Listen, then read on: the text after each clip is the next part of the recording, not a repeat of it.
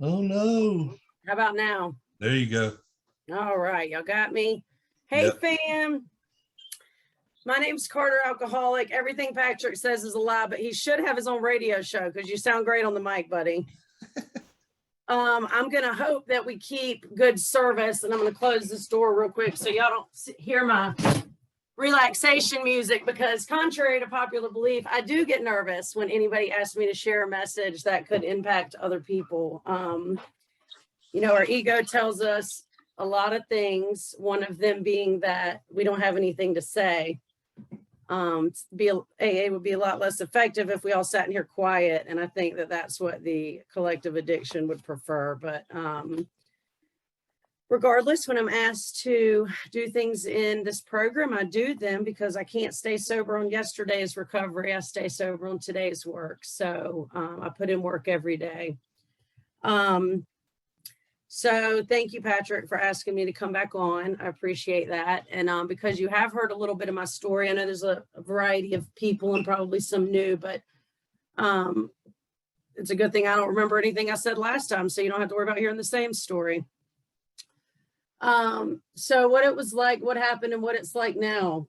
I recently shared with some girls, that I recently shared with some girls that I had the kind of life, the kind of childhood in which I had to learn some things, and I had to learn them fast. When we were, the earliest memories I have, we had to learn how to run, get help quick. We had to learn to crawl out of windows and navigate our way down fire escapes and things that little 3 and 5-year-old girls shouldn't be doing, to get away or get where we needed to be to get somebody to help us out. And so I learned to run pretty young.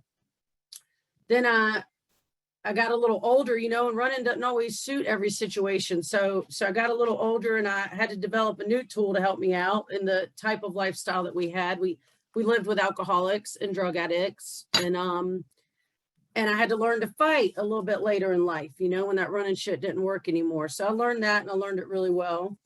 I like to learn. I'm a learning girl. So learned to fight, put that tool in the old tool belt.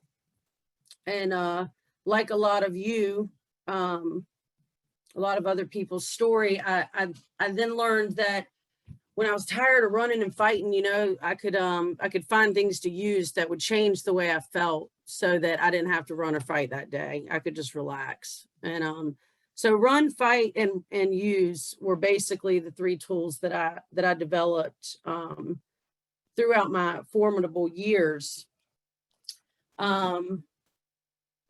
Those tools served me very well. I'm a scrappy little thing, I wanted to be different than my mom. So I set out to do that, to prove to you and the rest of the world that I wasn't that kind of alcoholic. I wasn't that kind of person, that kind of mom. And so, I laughed with some people here recently that, I wasn't like y'all. So something like this would have never worked for me, because y'all are losers and y'all can't get your shit together. And I am a winner, and I get my shit together all the time. I might destroy it again with drinking or using. I might get a DUI and get kicked out of a program or this or that, but I'll rebuild and get it together because I'm a winner. I came into the program here because I got tired of rebuilding. I got tired of running from my trauma and fighting myself in my mind, and fighting everyone around me. If you came into my life 5 years ago and tried to love me, you had a fight on your hands.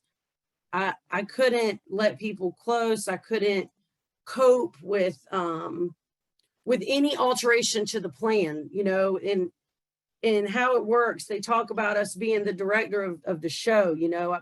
I had a plan, and as long as you and me both did everything I thought you and me needed to do to the T, everything was going to be a win for the day, and we could get where we were going.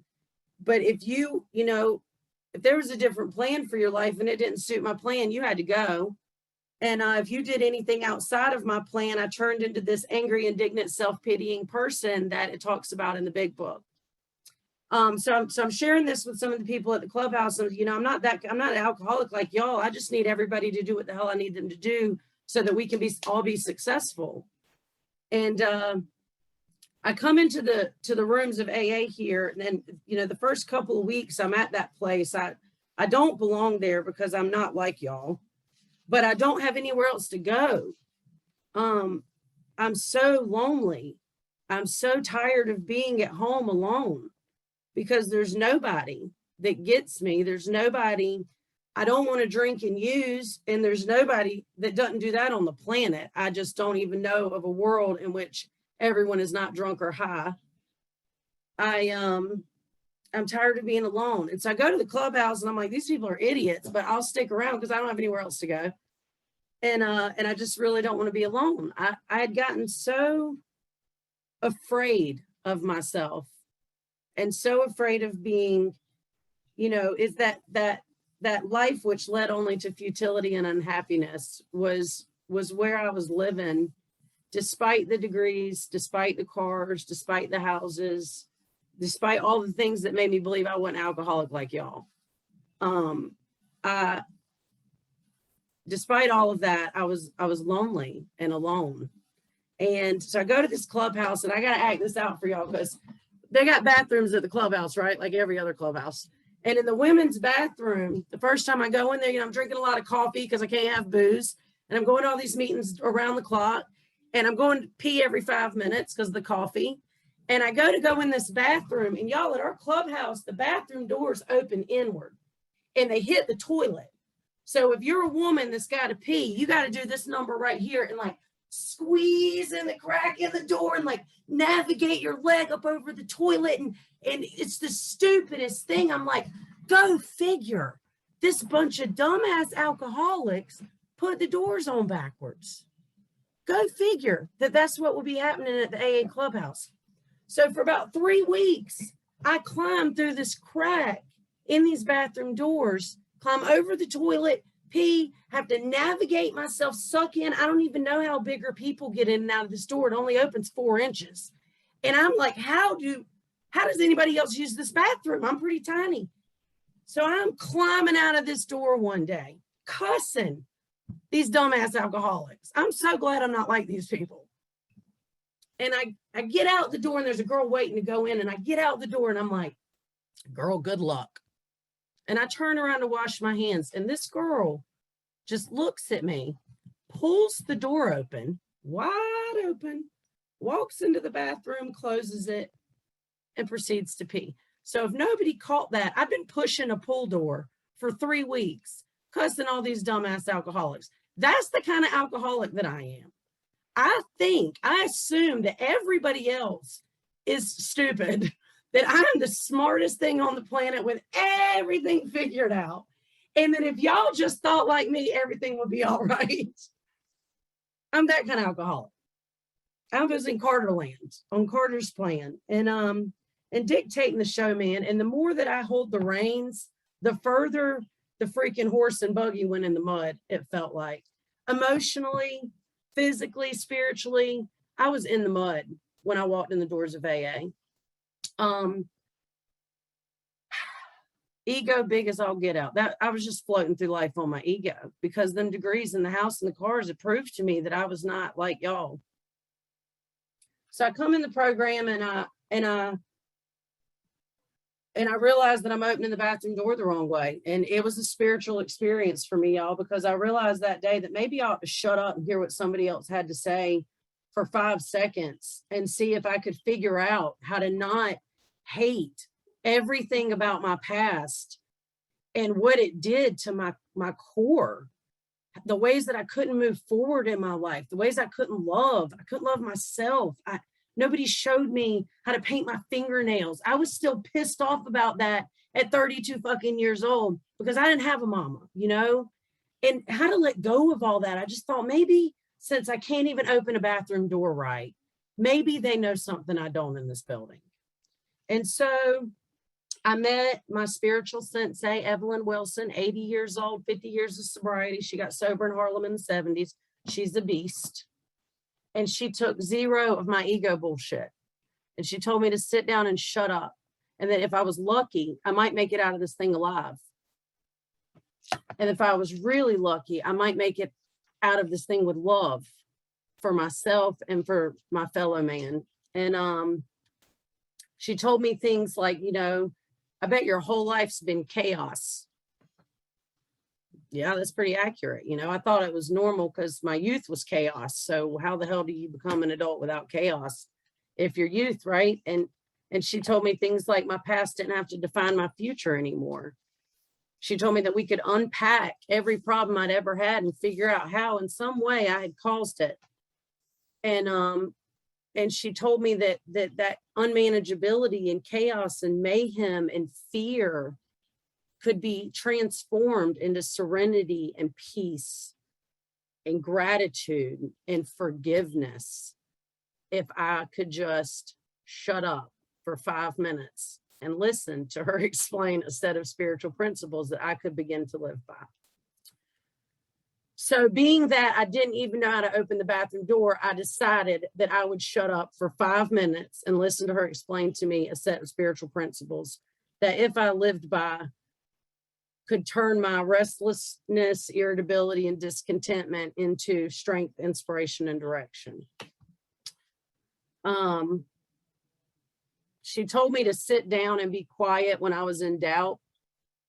She told me to find a higher power that I believed in, that loved me, which is very different than my Southern Baptist God. I had to unlearn some things. I had to unlearn things about myself. I had to unlearn things about you. I had to unlearn things about God. And I had to unlearn everything I thought about a program of recovery. Having watched my mother go in and out of several and just leave with new crackhead boyfriends had really turned me off to any type of program. So I had to unlearn a lot of things, and I took the time to do that. And then she taught me some things. You know, I started with being quiet, which is why it's so funny that I get asked to speak a lot now. But they all just needed me to shut up for a minute in the beginning. And then I learned how to sit still, which is not something I've ever done. And definitely if I did it, I didn't do it well. I learned how to sit still when I was in fear and in doubt and ask for direction. I learned how to trust that there was an entire universe designed to guide me and direct me through this thing called life, that there was, you know, love out there, and that on that foundation of love, that anything I ever dreamed of was possible.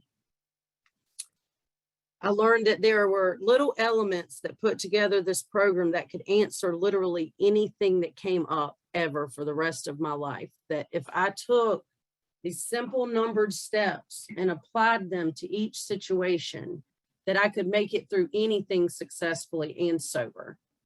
There's a lot of things in my life I never made it through sober. I've never been through a death sober. I've never been to a wedding sober. I had never been to the beach or on a boat sober. You know, and you think about those things when you're getting sober. You're like, how am I going to go fishing? How am I going to go dance it out at a wedding? What about music festivals? I like music. And they told me that I just needed to sit down, shut up, and do the steps, and all those things would come with time. So I did. I began to learn those elements of life that would allow me to meet all of my problems with positive forces instead of fear and self-delusion. And I went through the steps. Patrick, I think I have 10 more minutes, but I can't see you. So just PM me if I need to move. 5 minutes, perfect. So I went through the steps, guys. And I've described the steps as simply as I can to incoming women, because it seems so intimidating. Like, what is all this? It seems like a lot. And this is the deal. 1 through 3, I figure out that my way sucks. I'm pushing a pull door. I've been doing it my whole life. No matter what good comes, I manage to freak it up. It's a perfectly working door, but I managed to screw it up, you know, and 1, 2, and 3, I can't work the door. It was put on correctly. It was made to work. So maybe if I just quit trying to run the show, it will work. You know, that was 1, 2, and 3 for me. I found a higher power. I quit trying to run the show. Then in 4, 5, I basically dump out the closet of my soul with everything, every energy packet of bad shit that ever happened to me from 3 years old up.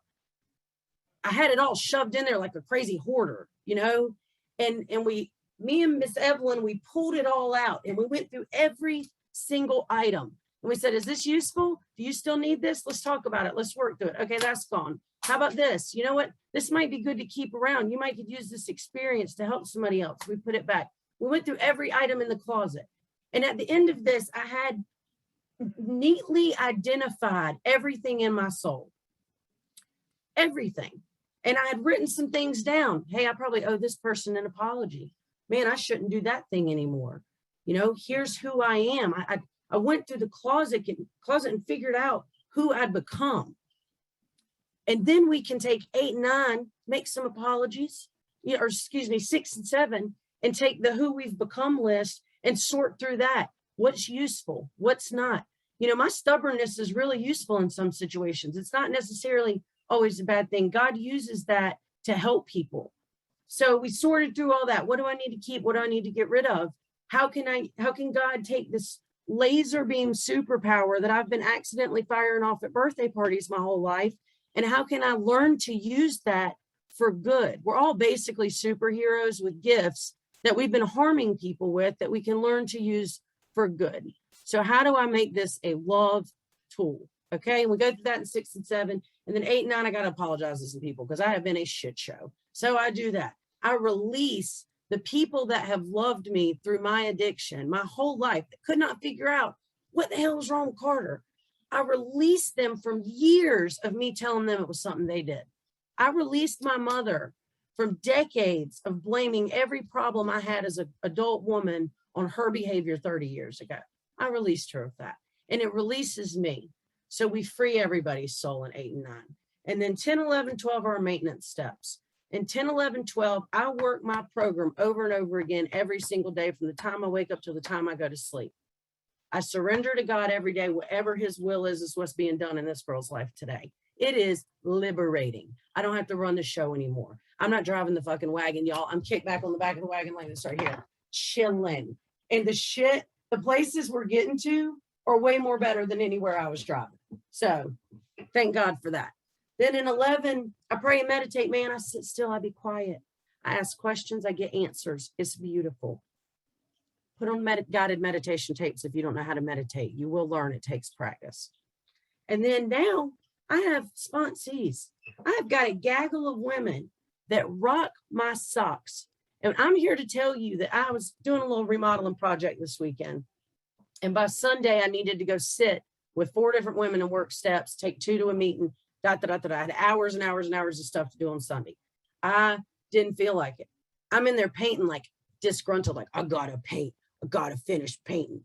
Stupid, you know, and I just came in my living room and sat down and I humbled myself because I've learned to do that through this program.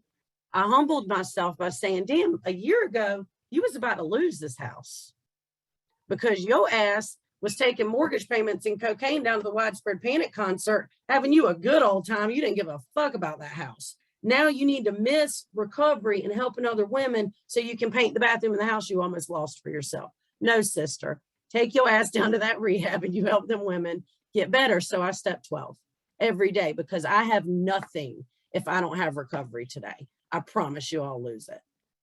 So that's the steps I work every day. I don't want to go over, but what I will tell y'all is that I learned in this program, all that loneliness I came in here with, loneliness is for men without love.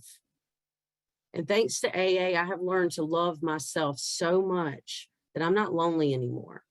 So if you are new, you are going to have good days and bad days. But let me tell you, if you do what is suggested of you, that loneliness that you feel in the beginning of this program, that we used to mask with booze and bars and fun and parties, it's going to pass.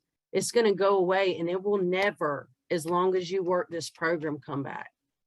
And that has been the biggest blessing of AA for me. I have love today. So I don't want to ramble on. So I'm going to hand it back to Patrick, but I love you guys. I hope that was all right. I feel like, I don't know what I said again. Thanks, guys.